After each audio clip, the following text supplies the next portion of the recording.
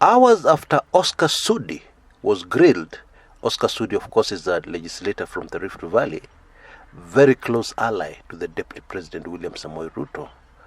Hours after Sudi was grilled, the security detail of Kiambu Governor Ferdinand Waititu was withdrawn.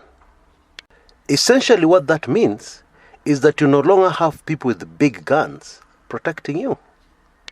Being a governor, of course, you have the means, and therefore you can seek private security services. But those bodyguards will be carrying what some of my friends in the security circles call toys. Because in Kenya, as a civilian, you will not be licensed to carry an AK-47 or any automatic weapon. So in all likelihood, a bodyguard from a private security firm will be carrying a revolver. Many times they won't be carrying anything. Other times, they may be carrying a firearm that is not licensed. Anyway, that's a story for another day. The security detail of one Kimani Ichung'wah, another close ally of the Deputy President, yes, was also withdrawn. And so was the security detail of Alice Wahome, Kandara MP. And then Malindi Member of Parliament Aisha Juma also had a security withdrawn on our way to a Tanga Tanga meeting in Nakuru. Now, a local Kenyan daily, putting all these events together, has come up with the headline, Uhuru goes after Ruto men. Now, let us ask ourselves the question, is that headline exaggerated?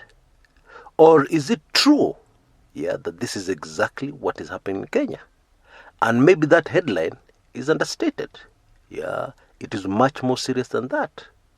So which is it? I shall answer that question and give you much, much more. Now let's start with a little humor in this very serious business. Okay? You're an MP, you have your security detail, and you're traveling somewhere. And then suddenly, your security detail stop. They ask the driver to stop. And you ask them, what is the problem? Is there a security threat? And they tell you, no. We have been instructed to return to Nairobi immediately. And so, your security detail leaves you in the middle of nowhere without any security. Now, if you have never had any bodyguards in your life, you will not understand the impact of this because you're used to them. It's just like if you're used to wearing clothes, and they're suddenly withdrawn, it'll affect you, as opposed to somebody who's used to walking naked. Yes, I think you get my meaning. I want you to understand this because politicians are very good actors. They'll come out looking very brave, as if it means nothing, as if it has not affected them, while in actual truth, it has hit them where it hurts. Let's take another scenario. You're an MP, and then you receive a call. You're away from home, of course, and you receive a call from a little son. Daddy, wale mapolisi wameenda. Translation, the police are gone. So you ask your son, wameenda wapi? Kwani iko nini? Wameenda daddy, sijui mali wameenda. Sasa hakuna mtu kwa gate na bunduki. Dad, I'm scared.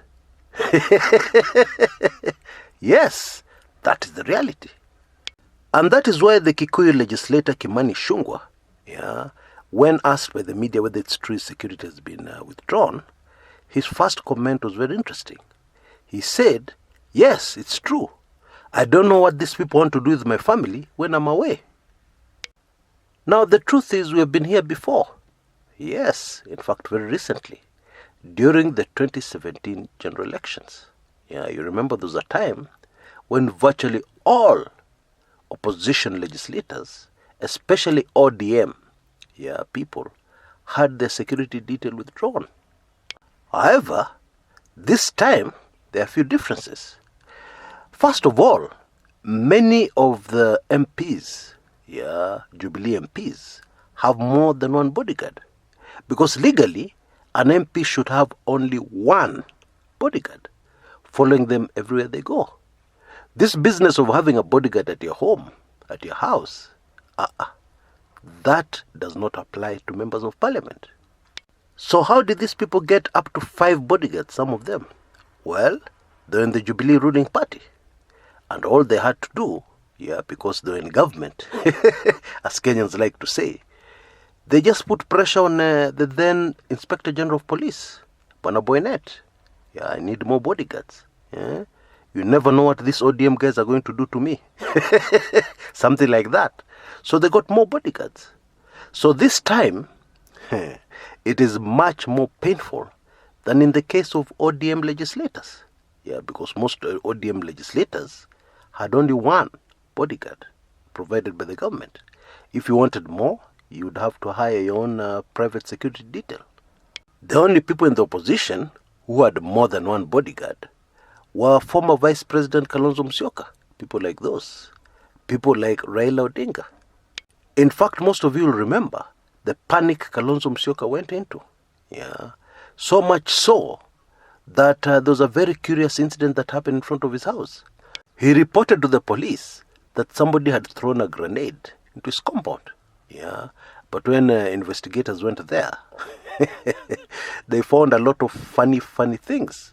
And the conclusion of investigators was that the whole thing was stage managed.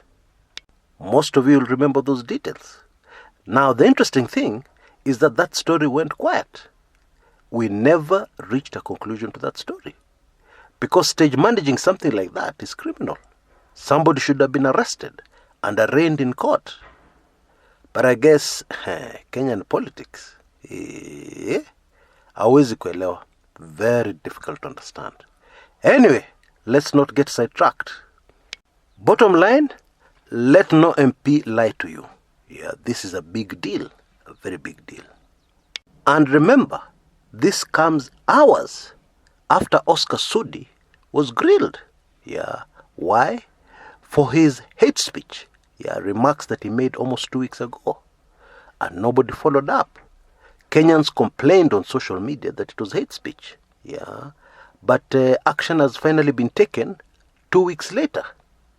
Now let's just take a moment to hear the controversial remarks that Oscar Sudi made.